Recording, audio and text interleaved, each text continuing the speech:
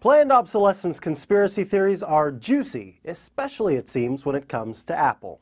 New York Times columnist Catherine Rampell noticed something odd right as Apple released its latest iPhone 5S and 5C. Her iPhone 4 started feeling sluggish and stopped holding a decent battery charge. So I could pay Apple $79 to replace the battery or perhaps spend $20 more for an iPhone 5C. It seemed like Apple was sending me a not-so-subtle message to upgrade. Planned obsolescence is a term coined in the 1930s in the automobile industry. It originally described the practice of issuing new vehicle designs every year to boost slow sales, but it's just as applicable to today's fast-moving tech sector.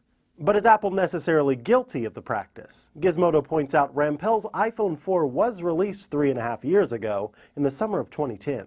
In those last 3.5 years, that phone has been through countless firmware updates, taken untold photos, been charged improperly, been dropped. It has, in short, been used, and the more the components within it are used, the more they will degrade. And even if her phone was brand new, there's another force that might have something to do with its performance. Moore's law states that the number of transistors on any given integrated circuit will double roughly every 2 years, exponentially increasing the power of our electronics. The Osborne Executive Portable Computer had a 4 MHz processor in 1982. The first generation iPhone, by comparison, is a couple orders of magnitude faster, smaller, and lighter.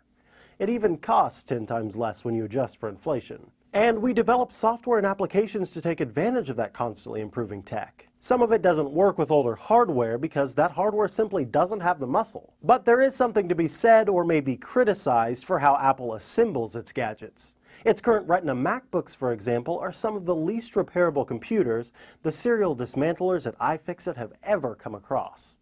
Many of the internal components are soldered together, the battery is glued to the case, and the display panel is designed as one unit.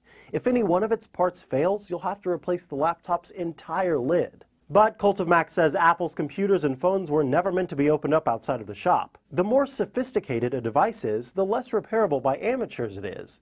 And because Apple is so far ahead of the competition, it is often the first accused of planned obsolescence. But a sophisticated device need not be a sealed environment with no chance for incremental upgrades. Motorola this week unveiled Aura, a modular smartphone system that can swap out its components depending on the user's needs, whims, or budget.